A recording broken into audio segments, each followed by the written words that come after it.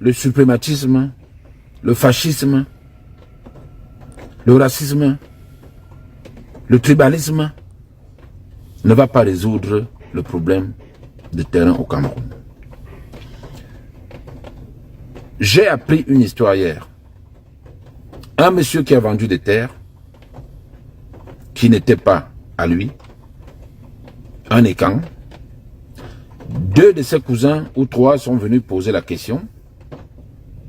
Pourquoi tu as vendu les terres? Il avait déjà limé la machette. Il a sorti la machette pour les tuer. Dès qu'il a mis le premier coup de machette sur le premier, le deuxième était armé. Il a sorti le pistolet, il lui a tiré sur les deux. Il a cassé les 2 jambes.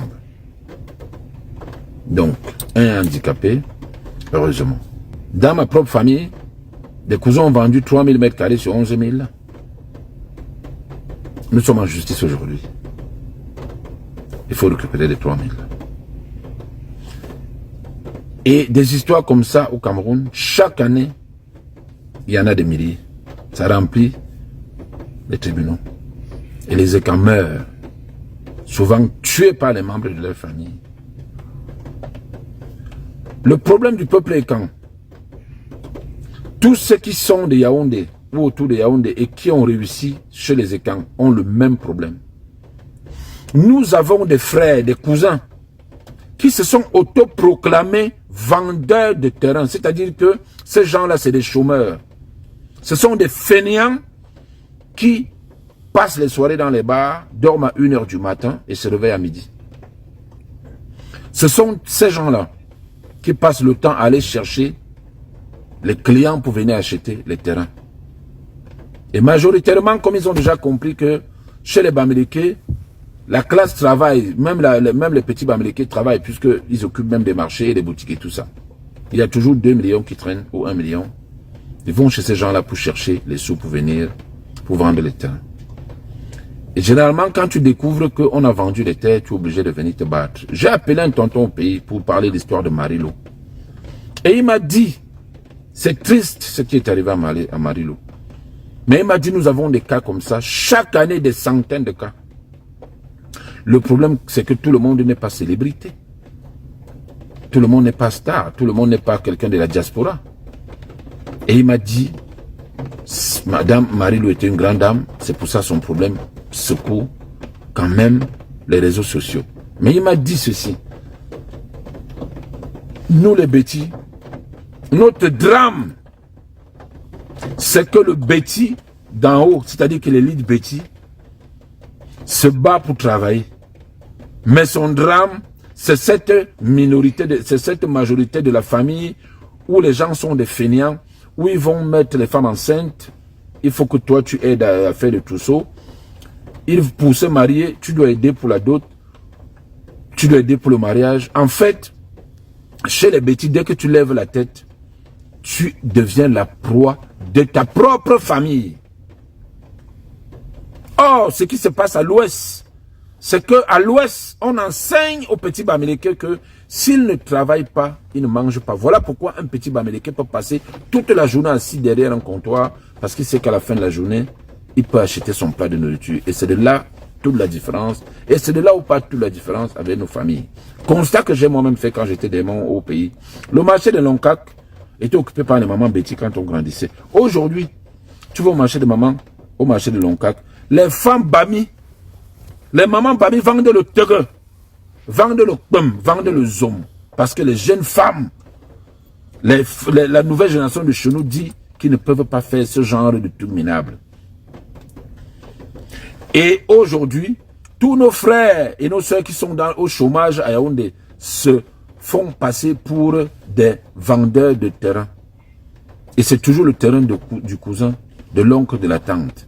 Et quand ils ont déjà pris cet argent-là, et comme ce sont des gens qui consomment l'argent comme des gros moteurs à essence, ça dit que je sais de quoi je parle. J'en ai donné dans ma propre famille. Tu donnes 3 millions de francs à quelqu'un, il grille ça au bout de quelques jours. Ce sont des gens qui brûlent, ils ne mangent pas là, ils brûlent l'argent. Ils brûlent l'argent. Ils consomment l'argent comme des moteurs, des gros moteurs à essence. Moi, je vais vous dire ici une chose. On ne peut pas tribaliser tout. Le problème de Martinez Zogo et le problème de Marie-Lou, ça n'a rien à voir. Cessez de mettre les photos sur des réseaux sociaux pour essayer de diaboliser le peuple bamileke. Parce que quand vous causez, quand on cause avec nos élites, on nous donne des exemples qui sont clairs.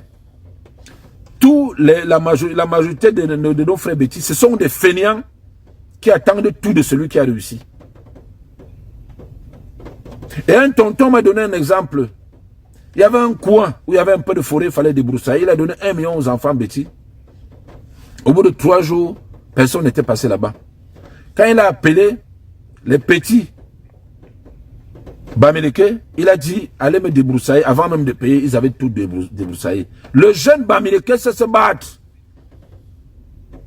Les Bamileke n'ont pas besoin de bagarrer pour avoir des choses à Yaoundé. Est-ce que vous ne faites pas le constat? Quand le Bamileke arrive dans un quartier, il trouve que le quartier est plein, il y a plein de jeunes. Il n'y a pas de boutique, il n'y a pas de bar, il n'y a rien. Les jeunes quittent, ils font 20 km pour aller acheter le pain. Demain, quand le Bamileke ouvre la boutique, tout le monde commence à passer le temps chez lui ou le bar. Ils n'ont pas besoin de faire des efforts.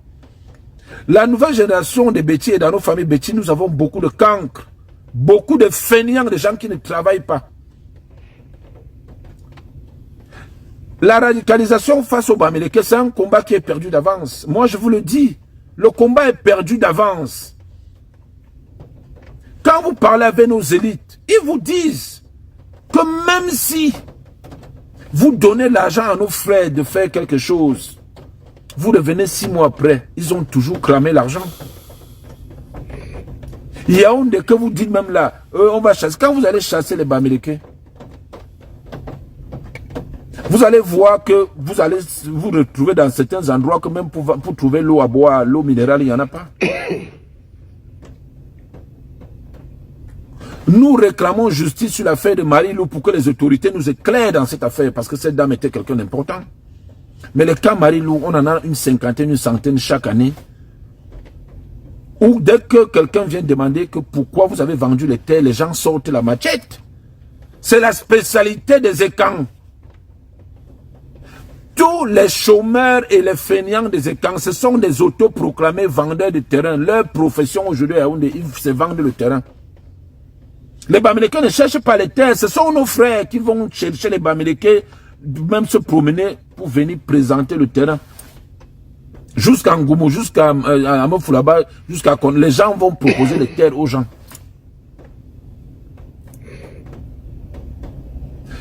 Pour soigner un malade, il faut faire le bon diagnostic.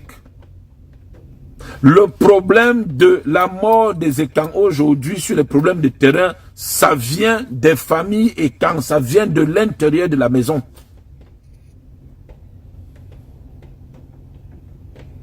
Cessez de taper sur les Bamileke. Commençons à balayer devant notre porte. Commençons à régler ce problème où nos frères qui sont au chômage se sont autoproclamés les vendeurs de terrain.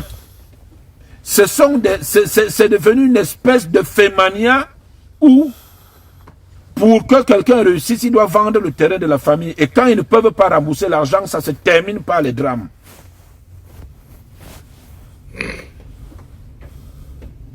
Les Bamileke n'ont pas besoin de nous pour les terrains. Ils ont nos propres frères qui démarchent pour les vendre les terrains. Nous réclamons justice pour Marie-Lou, que les autorités puissent vraiment faire l'enquête. Mais tribaliser tous les problèmes, ça ne marcherait pas. L'affaire de Martinez Zogo, c'était autre chose, une affaire d'homme. L'affaire de Marie-Lou, c'est une affaire de terrain et ça gangrène toutes les familles bêtis.